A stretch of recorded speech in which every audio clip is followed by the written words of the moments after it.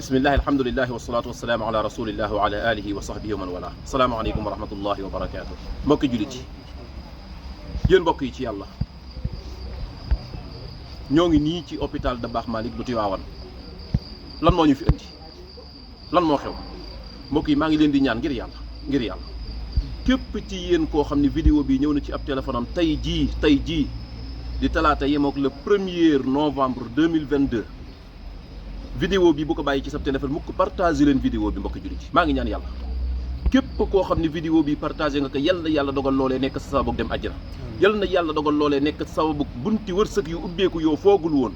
yàlla wërsëgal la ca loo xam ne àdduna ak àllaaxira dina la ci jik waaye yal na yàlla dogal loolee nekk mbooleem lu mu tax mbooleem loo doon jàmbat ci sa yaram yàlla dal di koy effacé mu daal di jeex mbokk jullit yi lan moo xew tey jii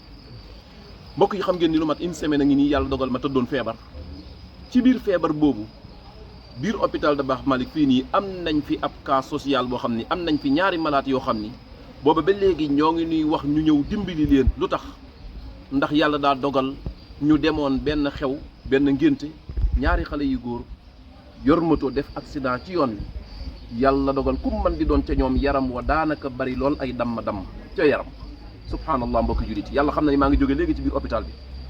benn malade bi ma ko xoolee sama yaram daa daw ndax booba ba léegi moo ngi tëdd fi mu tëdd am na problème mu wér gu yaram ndax yaram wa bari na ay damm yu ca nekk waaye la ci gën a yéeme mooy ay mbokkam amuñu luñ ko faje subhanallah mbokk yi maa ngi nit def vidéo bi ci biir hôpital lii ngeen di seen nii yëpp ay këyiti ordonnance mbooleem lii ngeen di seen nii ay këyit ordonnance la te lii lenn la fa des ci ay këyit moo ëpp lii nga xam ne moom laa yor fii may wax ak yéen ñi mbokki jullit maa ngi leen di ñaan ndax médecin chef bi moom lay xaar nii pour gisee ak moom pour waxtaan ak moom xamal ko ni que ñun pour sàkku ndimbal donc moo ñu andi fii te bala ñuy sàkku ca ñetti ginnaaw ndimbal yéen it nañ sàkku ci yéen ndimbal incha allah taala maa ngi leen di ñaan fii mu ne nii bi ma waxtaanee ak ñoom li nu yaakaar ni buñ ko amee seen xel mën naa dal mooy 600 000 muy téeméeri junni ak ñaar fukki junni mbokki jullit yi kenn ci yéen nag vidéo bi bu mu ñëw ba demaat te amul lu mu yëkkati dugal ko ci biir numéro Wave bi wala Orange Money bi moo ngi noonu di daw ci écran 77 162 40 20 numéro boobu sama numéro la 77 162 40 20 nii ma ñëwee fii tey dama ñaan yàlla bu ma ñibbee tamit damay xaar xaalis bi dajaloo ma ñëwaat fii nii wax leen ni leen xaalis bi dajaloo na xaalis bi ñu yëkkati ko teg ko ci loxo ñen ko war a teg ba nga xam ni lépp loo xam ne lu jëm la ci malaat yi dina dem ci malaat yi mbokk jullit yi maa ngi leen di fàttali kaa bii nii wala kaa yii nii ñaar la ñoo xam ne ñoo bokk papa te seen papa fii may wax ak yéen nii dafa am ay jafe-jafe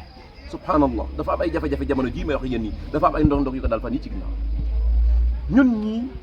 man ak yéen ñoo war a joxante loxo pour malade yi ñu taxawu leen insha allahu taala mbokk jullit yi maa ngi leen di ñaan ngir yàlla képp koo xam ne pare nga pour taxawu malade yi numéro baa ngi noonu 77 162 40 20 am na Wave am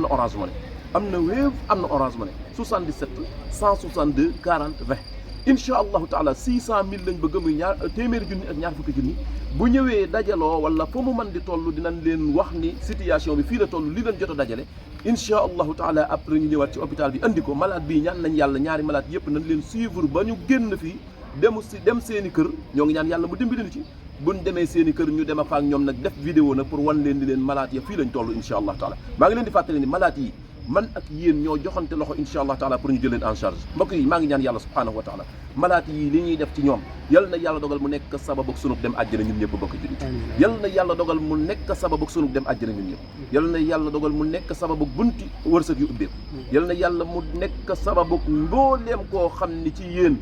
dañ koy continuer di ñee waaye moom du ñeewaate mukk mbokk jullit yi malaat yaa ngi noonu maa ngi leen di xaar xaalis bi dajaloo ñu ànd insha allahu taala topp malaat yi seen faj hada wa sallallahu wa sallam ala nabina muhammad wa ala alihi wa sahbihi ajmain wa salaamu aleykum wa rahmatullahi wa barakatuh